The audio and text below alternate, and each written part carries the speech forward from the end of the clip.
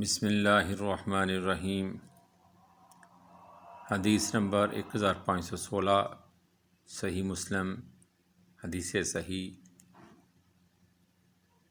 حضرت ابن عمر رضی اللہ تعالی عنہما سے روایت ہے کہ رسول اللہ صلی اللہ علیہ وآلہ وسلم نے خریدنے کے ارادے کے بغیر بھاؤ چڑھانے کے لیے قیمت لگانے سے منع فرمایا ہے۔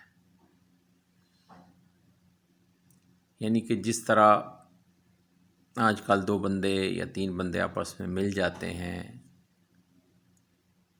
اور وہ دوسرے کو چیٹ کرتے ہیں، دھوکہ دیتے ہیں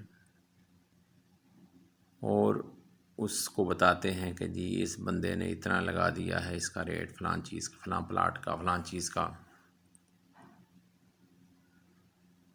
تو وہ اس لیے کہ تاکہ ریٹ کو بڑھایا جا سکے اپنی مرضی کے مطابق۔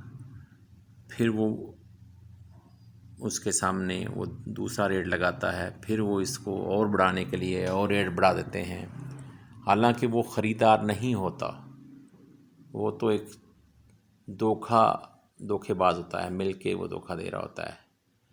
تو اس چیز سے منع کیا گیا ہے کہ اگر آپ خریدار ہیں تو پھر آپ ریٹ لگا سکتے ہیں۔ جس طرح منڈی کے اندر آپ جاتے ہیں تو آپ دیکھتے ہیں کہ آپ بولی ہو رہی ہے، تو بولی کے ذریعے جب آپ ریٹ لگاتے ہیں تو دوسرا بھی اس کے اوپر اپنی قیمت جو ہے وہ لگاتا ہے۔ تو اس طرح جس کو جو سمجھ آتی ہے اس لحاظ سے وہ اس چیز کو اپنے ریٹ سے خرید لیتا ہے، باقی ویسے منع کیا گیا۔